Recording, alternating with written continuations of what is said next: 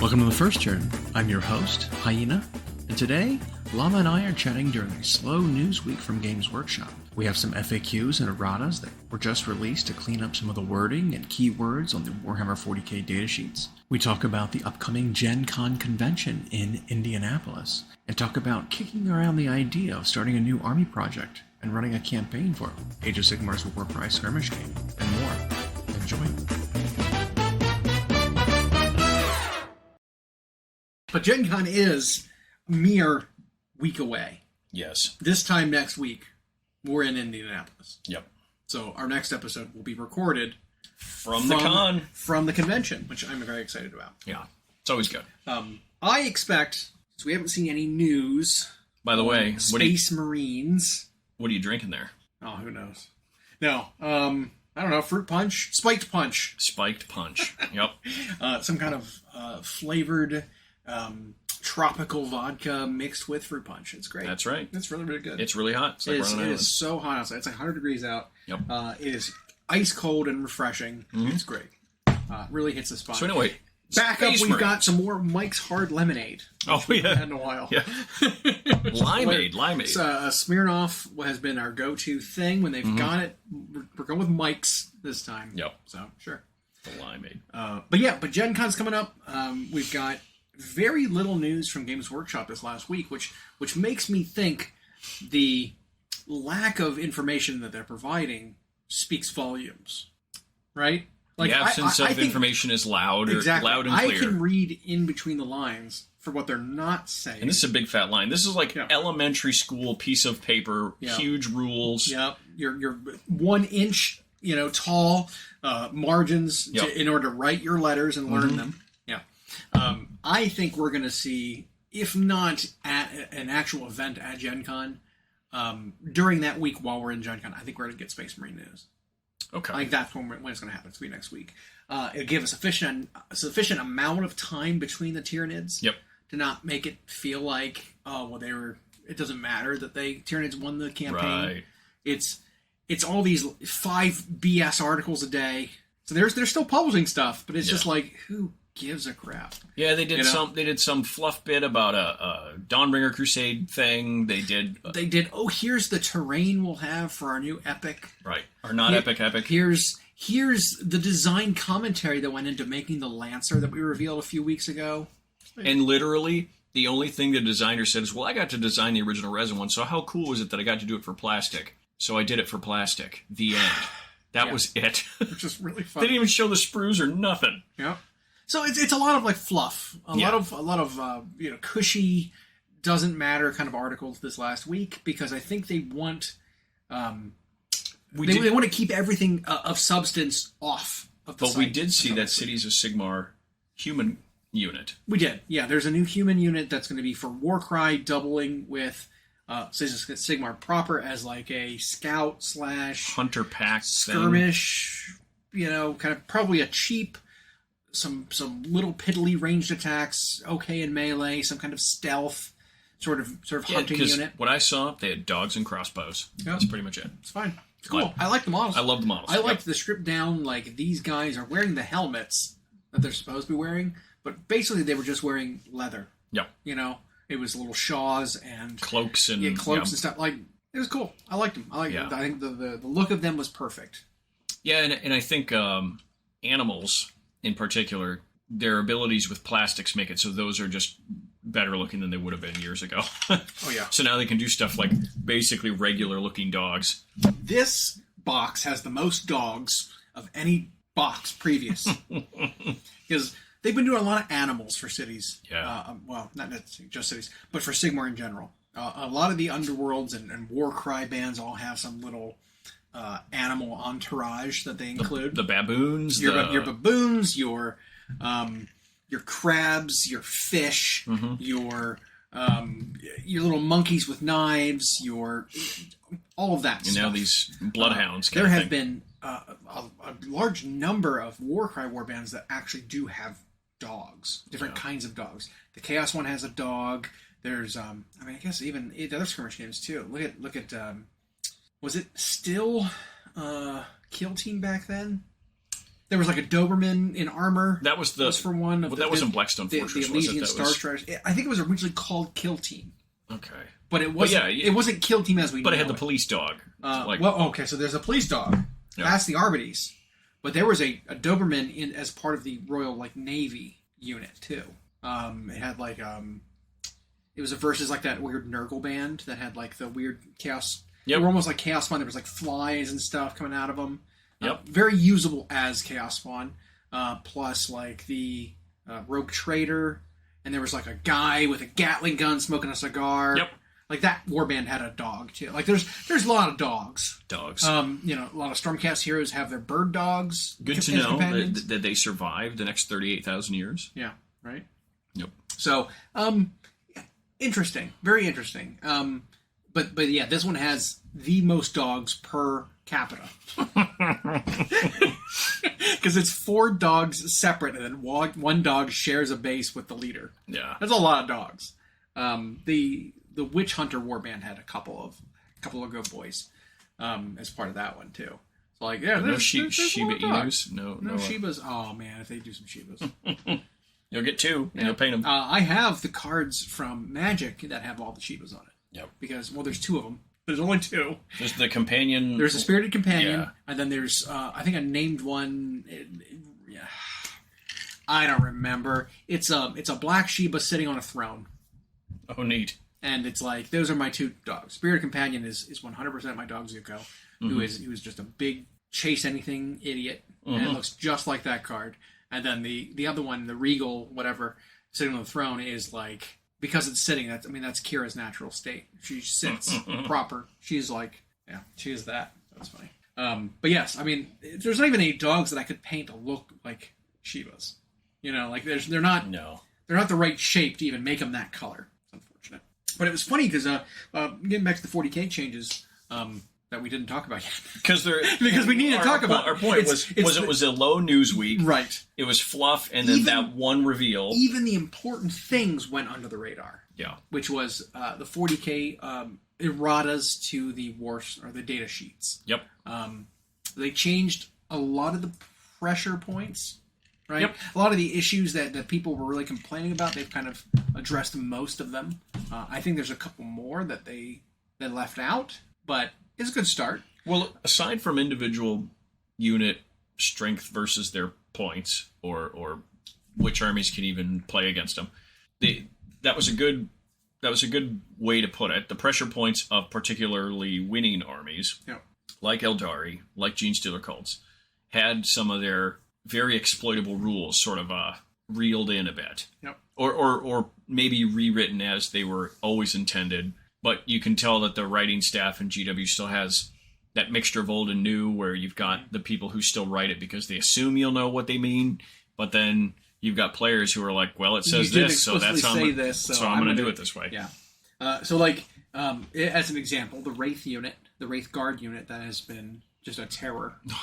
Horrific. We joked because in the games we observed or played against them, and then reading people's experiences at tournaments or what have you, it was just if you try to get them at range, they shoot at you. If you try to charge them, they shoot at you. If you try to fight them, they shoot at you. And if you try to escape, they shoot at you. Yeah. And their guns are too good against every target. Right. So now the change is not as many of them come back when you kill them, because their Spirit Seer that joins them, that makes them, that enables them, really, is both half as effective in that he only brings back the models on your command phase as opposed to every command phase. Right. And they lost the pistol keyword for their weapons. So they had the ability, which I don't understand why they had an ability that did this, but their ability, Wraith Construct, used to allow them to have their weapons be pistols. Why wasn't their gun just pistol keyword?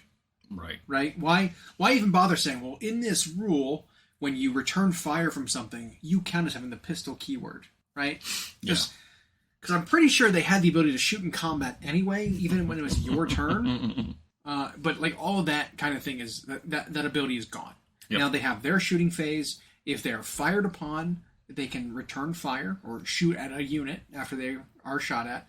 But if you charge them and lock them up in combat, they cannot shoot anymore. Whether it's their turn or it's this return which fire I think ability. is a huge relief. Yes. Because traditionally a unit like that was so deadly, and even though their range was only 18, it was like... 18 is huge, though.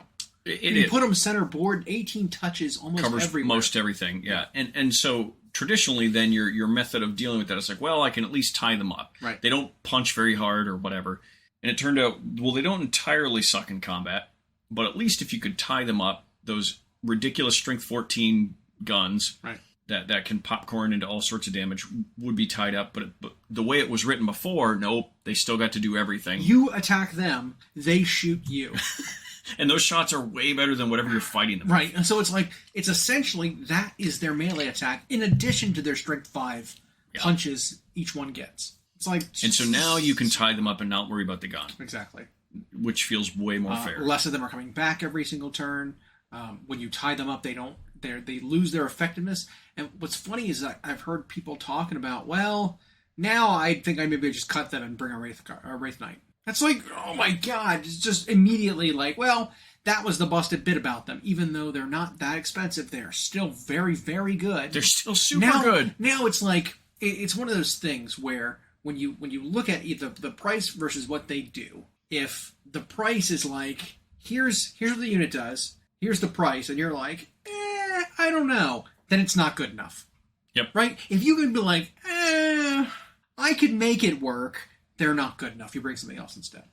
A Wraith Knight is, for 100 more points or whatever it is just better now because it can shoot in combat, it can get out of combat and still shoot. It has almost the same damage output as that Wraith unit does. Well, and so, you know what that says to me is the fact that Wraithguard, as written originally, functioned in a way that obviously Games Workshop didn't intend, but was very broken feeling. Mm-hmm.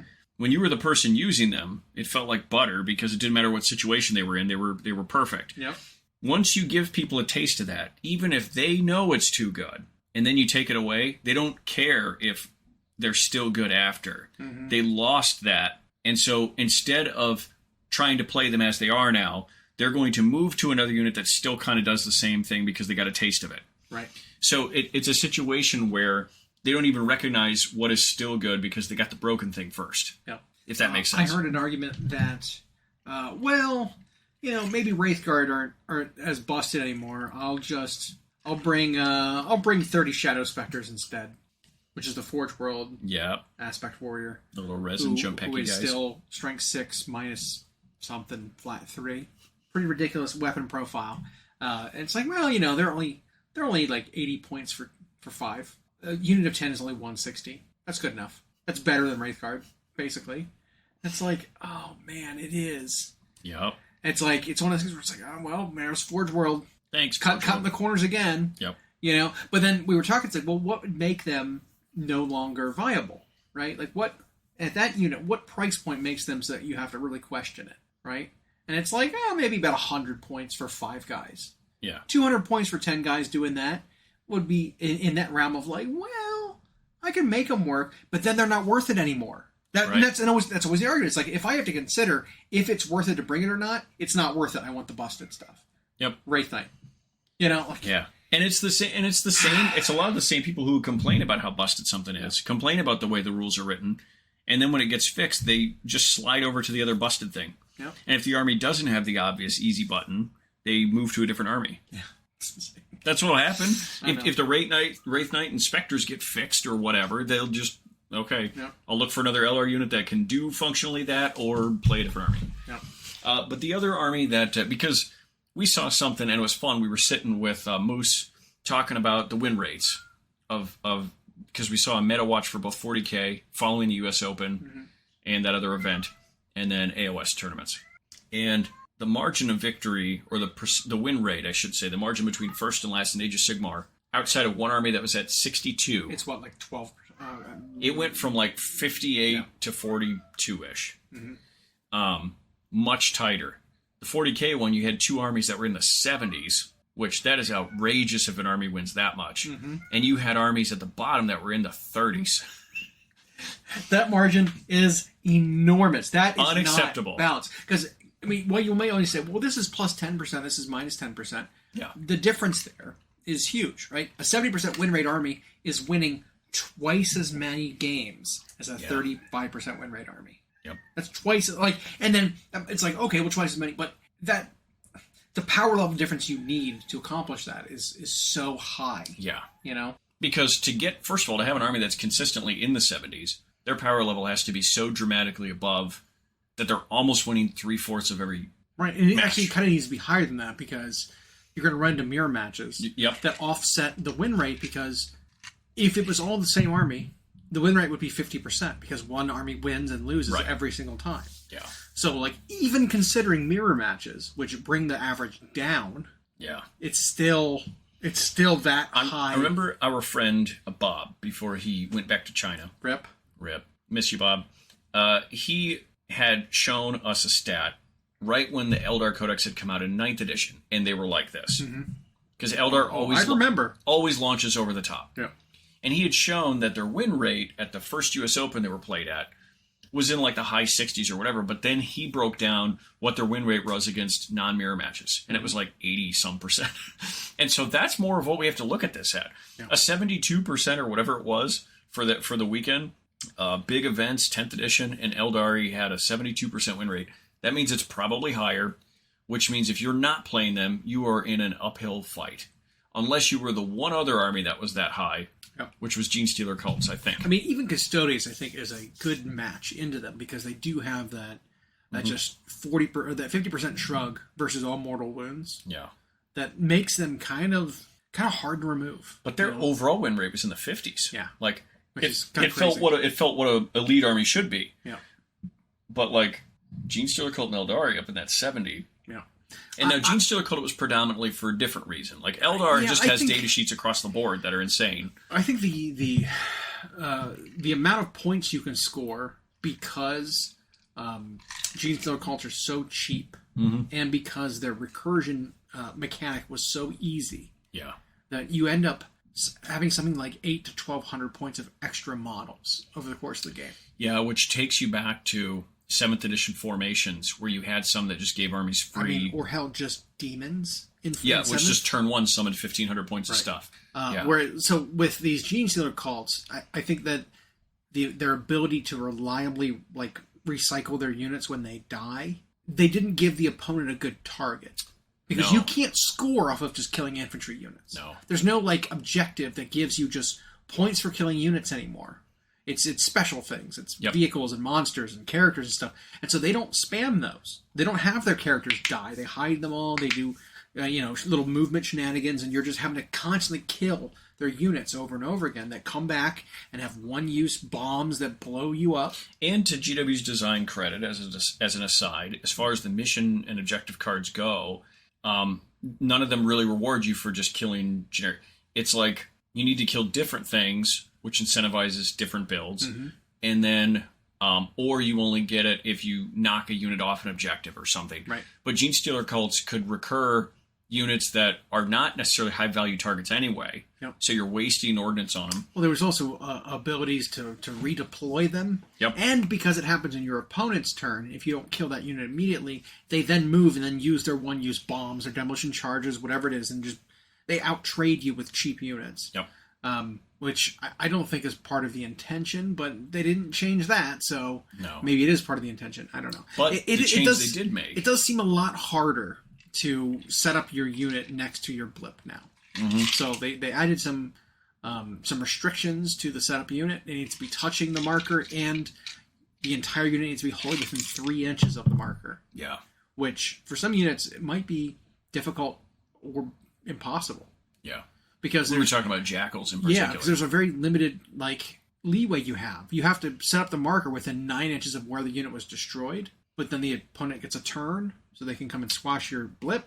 Yep. But then you also need to be able to set up the unit, wholly within 3, but maybe they're outside of that 9 inches, but then you can't fit your unit outside of 9 of them because and so there's these weird overlapping circles that maybe just don't work, and so even if a blip survives, maybe you can't even use it because no unit fits.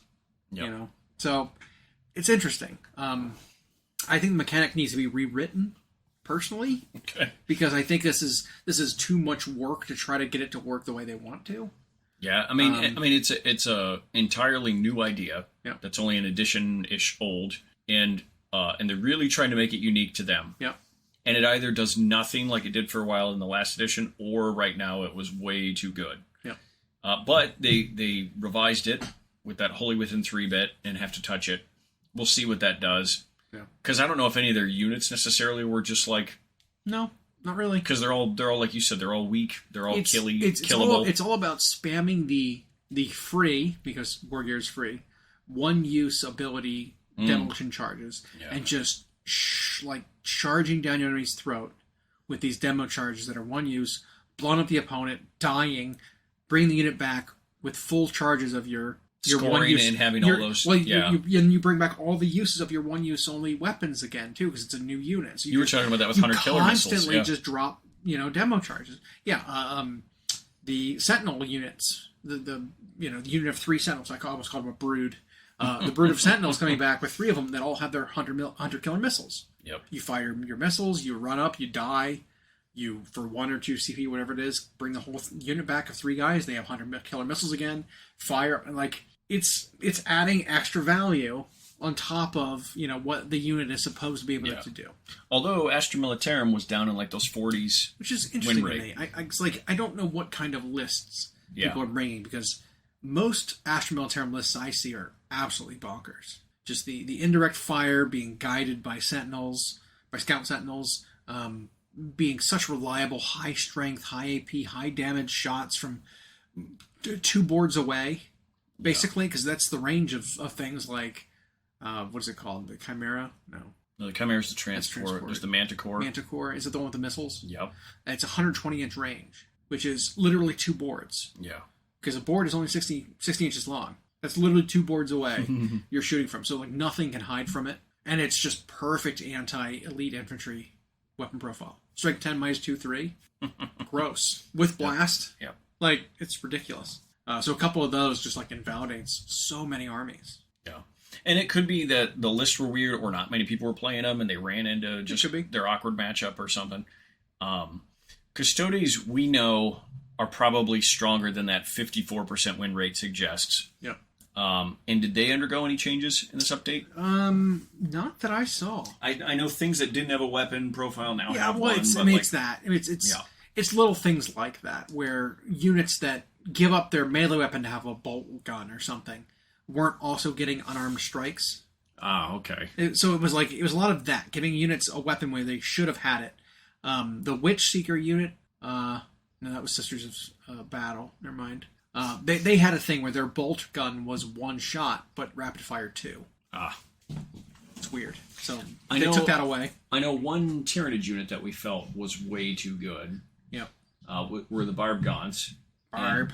And it was because their ability, which then slows whatever they hit, didn't specify that it was only 1. Yeah. So you could split all 5 or 10 to shoot against everything. It was literally any infantry unit they touched was slowed down. Yeah. And so now they changed it to you pick 1. Every other version of that mechanic is now limited to choosing 1 unit targeted by them. And here's the thing. There are going to be Tyranid players who stomp their feet mad about that. Perfectly reasonable. In fact, in the last, or really the 2 games that I played with Barb Gaunts, that's how I was playing them anyway. I was shooting them at a target, slowing 1 thing down. Yep. And they still felt great for their points. -2 to charge alone. Even if it wasn't movement, -2 to charge is brutal. Yep. Because that changes the math significantly. Well, because it's a dice roll already. Well, because even if you can get to that 7-inch range, right? The average that you'll need on 2 dice. Now you're looking for a 9. A 9 is so much harder to roll than a 7. Yep. Let alone if you needed a 9 before. Now you need an 11. 11's almost impossible. Yep. It's like a 7% chance. It's insane. Not going to happen. 3 out of 36. Is that right? Yeah, maybe a 10% chance. It's hard. Pretty rough. So 2 changes the math a lot. 2 makes it so that you can fail a charge if you're outside of 1 inch. You know. They did. Really quick skimming through this, they changed an entire profile for the Space Wolves Venerable Dreadnought. Yep. For some reason, and then the Sunshark Bomber Missile Pod profile changed. or they didn't have it for some reason. It's equipped with one, and I don't think that was on their sheet. I don't think it was like included in their war gear, even though it's supposed to be. Right. Right. Most of it's just clarifying missing keywords, missing weapon profiles, missing things that should have been there, which is fine. There were very few actual erratas and changes that were meaningful. But most of the things that we thought should change were touched. One of them that escaped change was the swirly Eldar guy, Ynnari one. Yin-Karn? The Yin-Karn, yeah. So the Yin-Karn did not change. The change we wanted to see was if you redeploy him via something dying, we wanted it to be so that you couldn't charge afterwards. But you still can. So you can fire, basically shoot him across the board by firing your fire prisms or whatever, killing a unit, setting him up where that unit was, and then he can then charge immediately in the back line. Like it's pretty gross. he Three Stooges end scene fast motions away after he does it, or yeah, it's ridiculous. Yeah. Because you can destroy something else and he teleports out. Yeah. It's a little crazy. If they put in the ruling that you could not charge after redeploying with that in your shooting phase, I think it would be fair. Because then now you actually have a chance to kill it before it does anything to you. You know, whereas now it's like you're basically literally putting him in a catapult and launching him across the battlefield. Yep. From you killing one unit, he is now in combat with your backline. It's rough. Andy's Murder Town in combat. He's great. Yeah, he's super good. So yeah, it's a little strong. It feels like AoS 1 when you used Sail to just launch a thing. Yep. The Ynnari actually might have gotten stronger as a faction. Great. Because the Wraiths got bumped down a little bit, but then the Corsairs and those units, the Void Scards, can now be in Ynnari. They couldn't before. So kind of just made them better a little bit by nerfing other things and then having more options for them. Yeah, they didn't change his card at all. Nope. So we'll see if that starts taking over. We'll see. Because he was finding his way into a lot of lists, but Eldar had sort of the luxury of variety because they do have a ton of really good options. There might be only 3 units in Eldar that I don't like of their 70, whatever many they have. I think it's only 3 I don't like. Well, I remember the new units they got their last go round. One of which was those Ranger biker things. Mm-hmm. Those weren't really played though, no. but are they good now? I like them. Yeah, okay. I think they're pretty good now. Rangers in general are really, really good. They got an update to a couple of their aspect warriors. I'm not sure. I don't know. I don't think Howling Banshees have a place because they don't have enough output in combat, and that's all they do. So maybe Howling Banshees aren't great. I also don't like Shining Spears. I think Shining Spears are hot garbage. Yep. They got a new kit in the last go around for Plastic Eldar, and they are just bad. Yeah, it's just funny because for years they didn't even have one. Yeah, they are really, really bad. Or they had a really old one, but they were always good rules wise, always really good. Yeah. Now here's your shiny new kit. Not anymore. Not good. Yeah. Necrons update. I won't touch on everybody, but Necrons were another army that's performing really well. Yeah. They only got one change, and that was to the Transcendent Catan. And it actually gained regeneration. Yeah. Which is didn't really need that, but okay. I mean, I kind of think it's weird that the regeneration of the Catans exists at all. That they have that army rule. I think they could probably be units in that army that don't have it because they aren't Necrons. Right. They shouldn't have reanimation protocol. They shouldn't have any kind of repair ability besides whatever's on their data sheet, right? Because the Voidbringer can heal off of eating vehicles. The Void Dragon. The Void Dragon. The Nightbringer can heal off of things failing battle shock tests and stuff. They have their own ways of doing things. I don't think they should have regen as well. And there was still a character that was healing that one anyway, wasn't there? You can heal it 4 different ways. Yeah, it's ridiculous. And then there's a stratagem that they can technically use that when a unit is destroyed, you can bring it back to life with D3 wounds remaining. Oh. And it works for them. So it's just this ridiculous, impossible to kill unit because it has all damage too. Let's not forget about that. And then the Transcendent one actually had a 4-up Feel No Pain in addition to all that. Tough 11 or tough 10 or 11, 4-up Invuln, 4-up Feel No Pain, half damage. Already had ways he could heal. Heals, comes back to life. Like, and now he heals even easier. Ridiculous, and it's only 300 points, or less than 300 points. Yeah. So, we'll see. The story of Necron is that they really don't do that much. They just stick around. Correct. And so, I mean, taking some damage away from the C'tans maybe would be the way to balance them. Because if they've got all this durability, maybe make them do a little bit less. That's a tough thing to do. I think from a design standpoint, because fluff wise, that's how you picture them. Mm-hmm.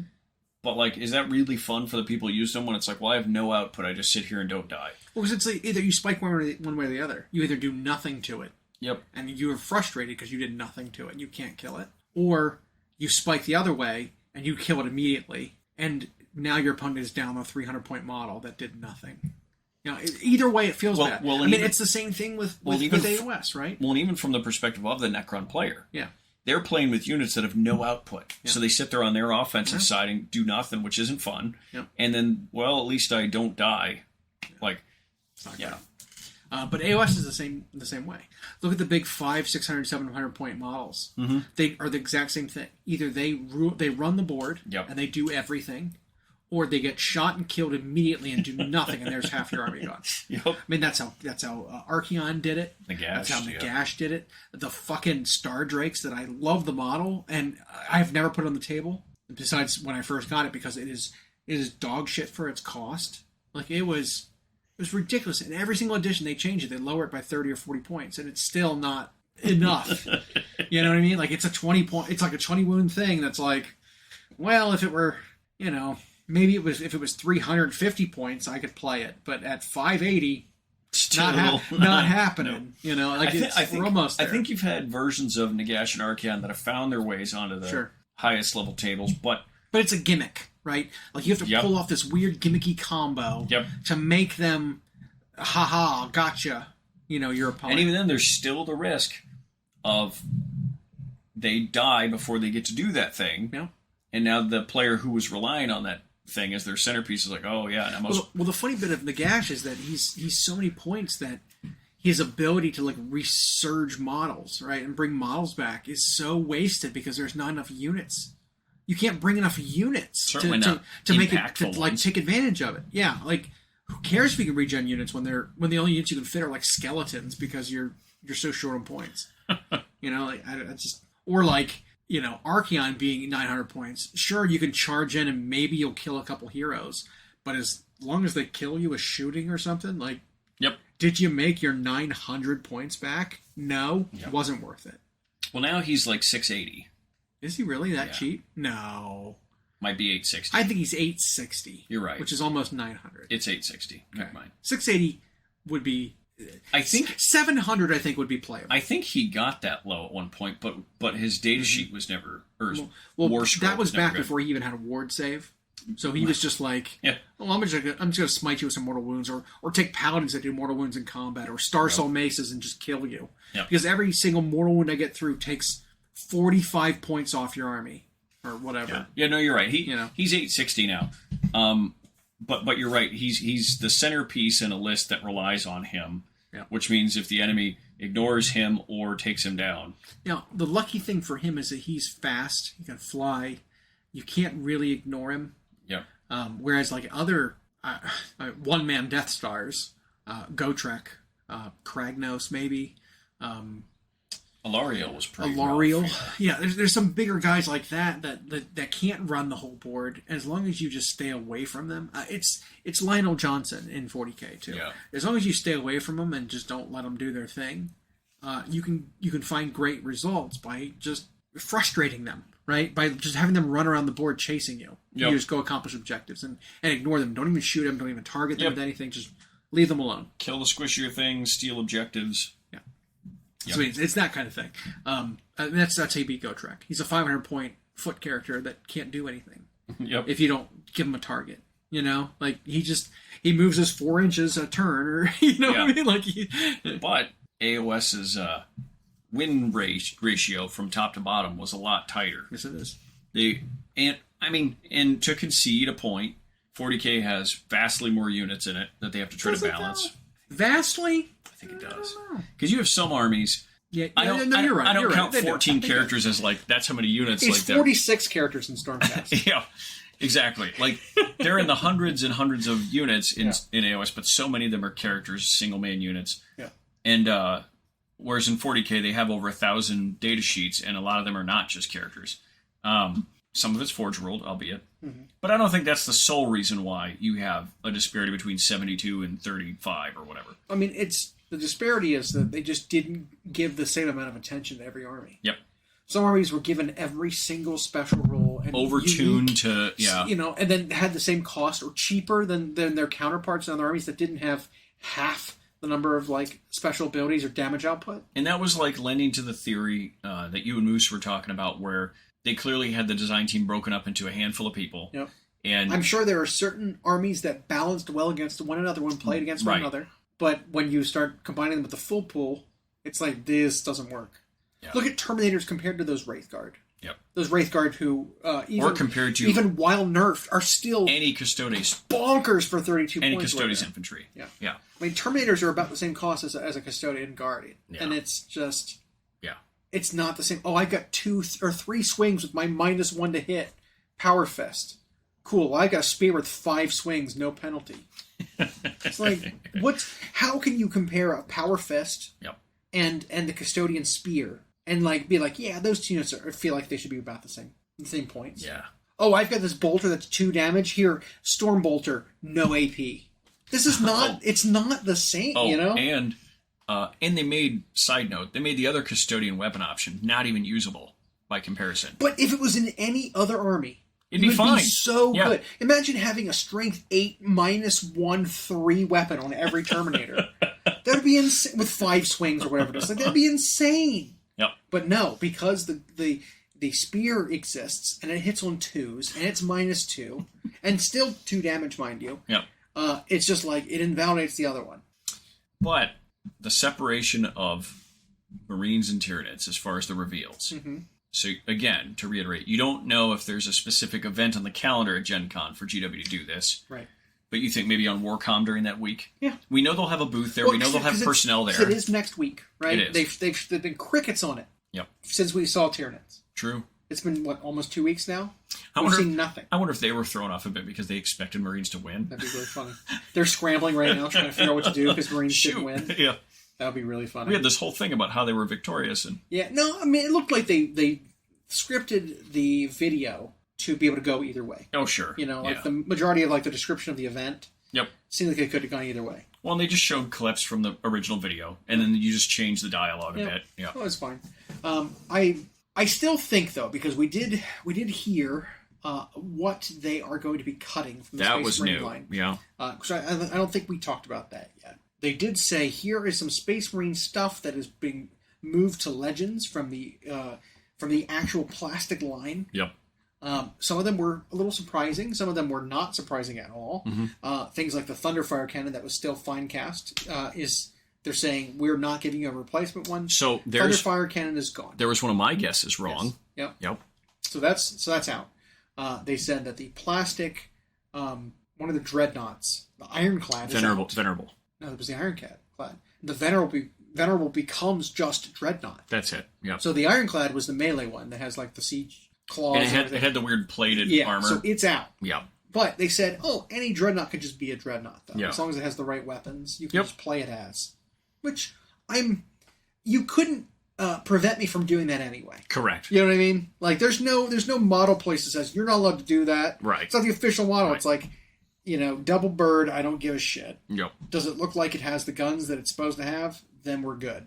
It's got the right profile. It's got the right silhouette. It's fine. But then they also are going to be cutting Assault Marines, and I don't know what capacity that is, because they alluded to the fact that they're saying, well, if these units get cut, you can still use them as other units that we're keeping. One of those units they were saying for Assault Marines is the Vanguard Veterans, which makes me think a new Vanguard. I mean, that all but you called that new Vanguard Veterans are coming, right?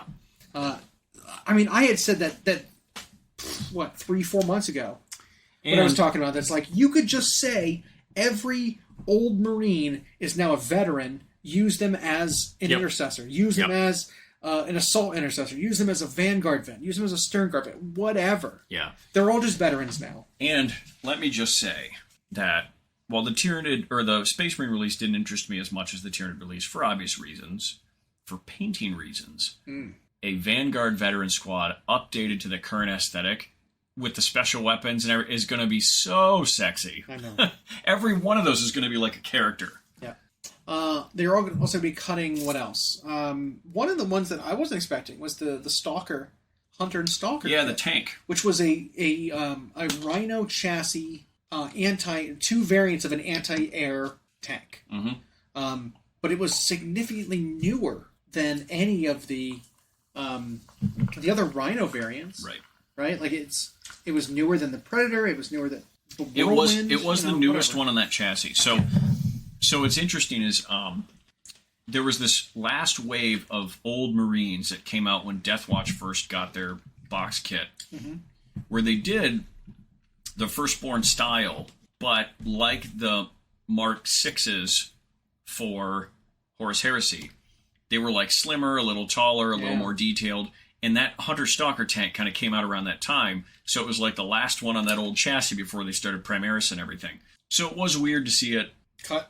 Yeah. Did they say Centurions are getting cut or still in? They did not They're touch still Centurions. In. Okay. Because that was one of the later ones too. So it was Vanguard, or no, sorry, it was Assault Marines, it was Thunderfire Cannon, it was that tank. Yep. It was both kinds of scouts. Yes. Which, maybe I missed that one. There was a miss there. No primary scouts, but maybe. But they didn't say they weren't replacing them. Exactly. They weren't saying they were replacing.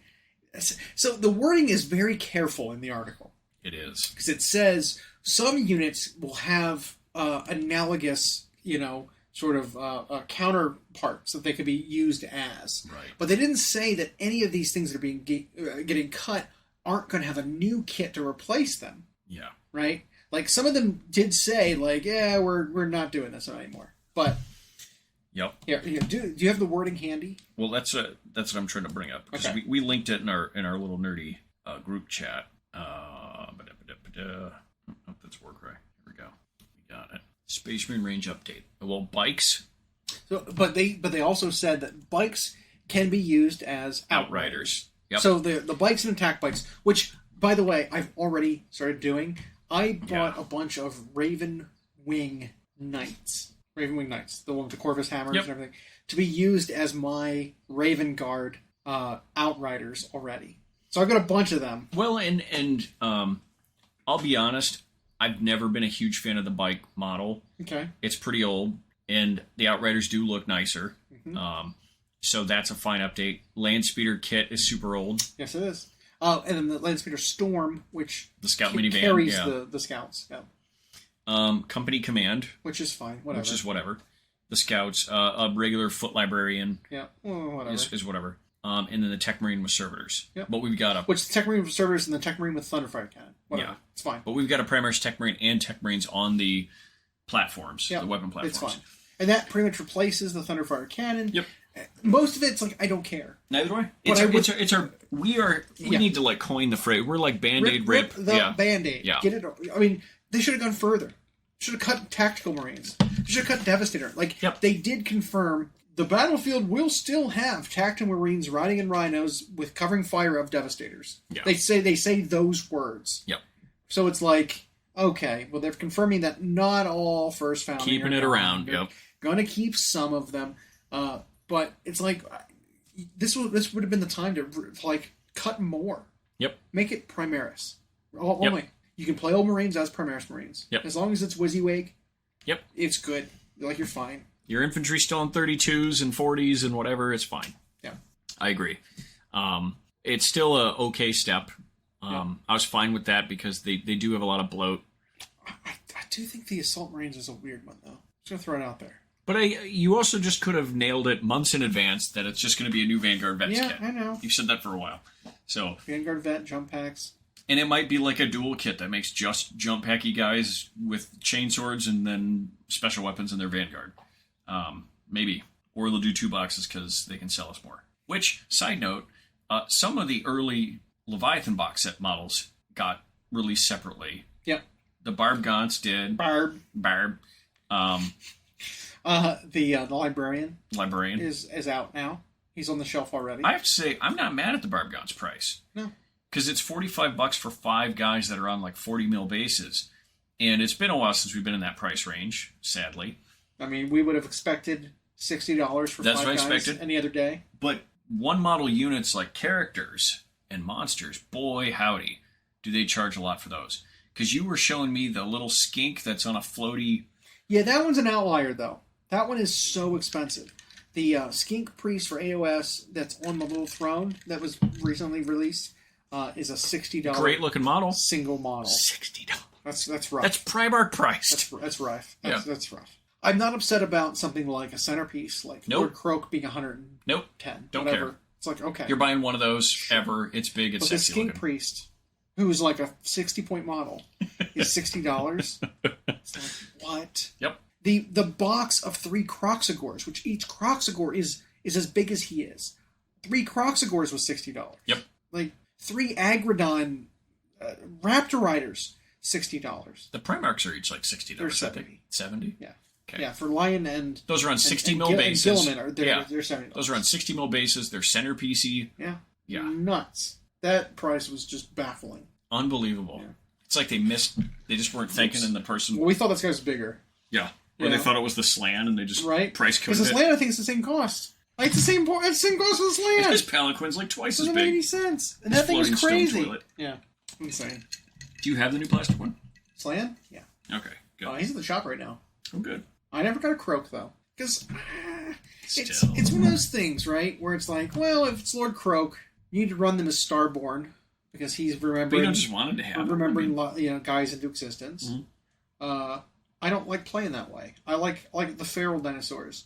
I'm all about what's his name? Dinosaur Rider from Total War. He doesn't exist anymore. What's his name though? Krotgor. Krotgar. I was in Krotgar's camp. That's the kind of lizard I like. Some old grizzled scar veteran on a big lizards dinosaur. Being cold-blooded, killing people in the jungle. That's what I want to play. Mm-hmm. And so that's the way I like to play my Seraphim, which means there are no Slan allowed. No Slan allowed. None. No Slans, none. Yep.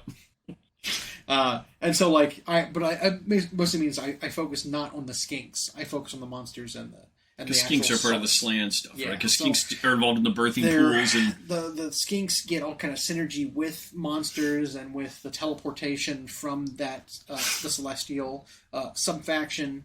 That means you want to run lots of wizards. You want to do conduit stuff. You want to summon, which you can only do through the Starborn. That kind of thing. Whereas you really need to go heavy into the Saurus in order to play the coalesced dinosaurs. And you just don't have room for big wizards at that point. I'm going to go a little offbeat here because you talked about the Chameleon Skinks replacement that came out of Warcry. Yep. And then we've got more Warcry stuff coming. And that faction, or that game now, has enough standalone factions that I think that might be an interesting one to give a shot. I didn't like it when it was, hey, bring your AoS stuff in, because the first time they tried it, the AoS stuff was just straight better. Because it was all the Rangers, and they all had shooting attacks, and they were just ridiculous. Yeah, you had proper military units from AoS that were just way better than your Warcry warbands. Well, now there's enough of the Warcry warbands that I think if you house ruled with friends and said... So if you say, 8 or 9 actual Slaves of Darkness factions, you have... 3 of the Marked Gods subfaction warbands. Yeah, we don't have a Slanesh one yet. You've got a Stormcast one now, built for it. Yep. That's the Questing Knights. You've got Flesh Eater Courts. Daughters of Cain. Yep, which is the Cainite Assassins. You now have Lizard Men through the Chameleon Skinks. Is it Gits have? Do they have one? No. I don't think they do. So no greenskins there yet. No. I thought we were going to get a Savage Orc one at some point, and it just hasn't happened yet. Okay. So yeah, no real destruction in Warcry yet, if I remember correctly. But we saw something on the rumor engine that looked a lot like a Gorger or a Yeti. Maybe. I don't know. We'll see. Besides Flesh Eater Courts, I don't think there's any other undead as well. So yet. And then as far as order factions go, I think we've covered all of them already. It was basically just Stormcast, Blizzardmen, and Daughters. Even this jungle version of the game, I don't think there were anything but Stormcast, and I guess the Lizards too. But it's enough factions where it's like, even if you have the Chaos ones available, like there's still like 15 different smaller armies that you could choose from. Plus all like the characters that you could have one-ofs as allies as part of the armies. There's plenty of flexibility to be able to like. There's like monsters you can bring. Anything that's. I need to reread the compendium of what's available in terms of like epic heroes you can bring along too. But because I know we've got a little hobbyist in our group, and she doesn't really play any of the games for a number of reasons. And but that one started to catch her eye a bit. And at first it was like, well, then you're just getting AoS proper stuff anyway if you want the best stuff. But the new rules seem to suggest that the AoS proper stuff is now like an afterthought. Because now there's enough Warcry specific warbands and units. And then it started with Kill Team. Yeah. Because the Kill Team warbands for 40k were so much weaker than the ones that were made. Like the compendium units were so much weaker than the ones that were made for Kill Team proper. Yeah. And they started doing that same kind of thing with Warcry. Yep. It was unique, really cool special rules that the warbands would get, the proper warbands would get. And then the normal ones were like, eh. Well, and so I think if you just like had that as your, because now there's enough of them, you're just like, okay, you can only play these ones that are Warcry specific. Let's go, and then you could play something. It'd be fun, whatever. I would still go off book. Oh, of course. Wow. I would play like Skaven in Warcry, even if they were not good. How do they not have a Warcry warband yet? Because they hate Skaven. Yep. That's why. That's what we wanted their last release to be, we wanted everything to be Skaven, and nothing was but Underworlds. Yeah. A Clan's Pestilence, Skaven warband for Underworlds. And the one before that was a Clan Eshin Underworlds. Right? And before that, they had a Clan Eshin character and a book. Yeah. But, I guess being super excited for GenCon here. Block Party moved, so that'll feel weird because it's always been right outside that front entrance in the little downtown. But it was always a disaster, right? You walk at the front entrance and it's just packed. There are police that need to like do the light and let people cross. You cross over and it's just crowded and you can't get in a line because you don't know where any of them are. Having it around the corner now in like a parking lot as opposed to like blocking off a street to have food trucks park there, I think it's going to be better. Yeah, we'll see. And it's going to be stationed basically in that parking lot that's like between the convention center and the stadium, and Lucas Oil Stadium. And it sounds like more vendors have chipped in this year to be a part of it. Sweet. Because some of the downtown restaurants have carts that are going to be there, even if you can't order their box lunches. Maybe they'll just have some. Who knows? You figure because a whole lot of people probably aren't going to be able to order it. Well, nobody can order it. Because no one's allowed to have it shipped. I'm sure someone got through somehow. But I also saw some of the gaming companies are doing, like Wizards of the Coast is going to have a food truck that's themed around their games, their universes. Yeah. Okay. Yeah. Interesting. WotC's going to have one. And there were a couple other like that, and it's like, it looks like there's going to be more. And there's the usual beer company there that's going to have their regular stuff plus their unique one this year. Yep. Which is a honey wheat? I don't remember. Some sort of, might be an Irish or English. But I'll try it. Got to try it every year. And then there's going to be a wine company that's there also. Both canned and bottled, maybe? Can of wine. Yeah. Like, It's Always Sunny style. Okay. We got lots of extra food trucks this year, so... Yeah, I'm pumped. I'm really super excited. Psyched, ready to go. Yep. We leave on Wednesday. We'll be there. We'll probably record. Normal time. Yeah. Yep. And then we'll, try to do it normal time. Yep. I mean, I don't see anything to prevent us from having a normal episode time. Maybe we'll have guests. Yeah. I mean, there will be lots of people around. So many people there. Find somebody else to talk to. So the things we want to visit, besides the games in the vendor hall, which they extended last year, they opened up a whole other set of those movable walls for it. Maybe we'll participate in some games of stuff, whatever. I'm excited for like little things like the barcade that we went to last year, and then we went to like 4 years before that to that one. So much fun. Even though it was packed in there, you could still get in on an arcade. The drinks are always really good. Everybody's there. But, what food are you excited for most when you're there? That's a good question. Well, there's a breakfast place that I'm really looking forward to going to again. I'm pretty sure it's a chain, but It doesn't dissuade me because it was amazing last. I mean, we like Goodberry, Wildberry in Schaumburg, in Schaumburg, which I'm pretty sure is a chain. But there's a breakfast place there called Yolk. Mm-hmm. I'm hoping it's still around because it was phenomenal. It was great. It was some of the best breakfast diner kind of food I've had maybe ever. Yeah. It was great. So I'm really looking forward to that. There was a couple of fusion places we didn't get a chance to try. There was the one we parked at and then walked downtown the one day. We wanted to get into, but it had an hour and a half wait. Yeah. Kaylee Larson, those who watch her Twitch stream or whatever might know her. She heard of a place from some friends that follow her, and it's outrageous. I looked at the menu; it's very expensive, but there is an option where you pay $45 and they just keep serving you this stuff. Huh. The individual entrees were so expensive, but it was you do this $45 option. They keep giving you different slices of meat, or whatever. And I was maybe we'll try that. Is it a Brazilian barbecue place? Is that what it is? It might be. Yeah. That might be. That sounds familiar. Okay. Yeah. Be cool. But, Yolk was really good. And I am not one who thinks that there's a time when you stop eating breakfast. Yeah, well, why would you? Breakfast food is always good. Yeah. I could... I turn everything into breakfast food.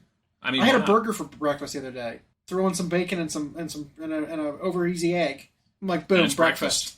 Steak and eggs used to be a breakfast. I love those skillets that just have a pile of stuff in it. Shipwrecks? Yep. Come on. I could go for some breakfast right now. I could too. Let's do that.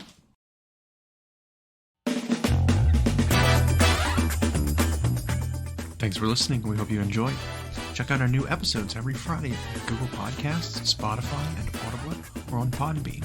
You can also follow myself and Llama on Instagram for more. We are at Hyena Paints Minis and at Llama Paints Minis. Music provided by Kevin MacLeod at Incompetech.com. And as always, we'll catch you next time.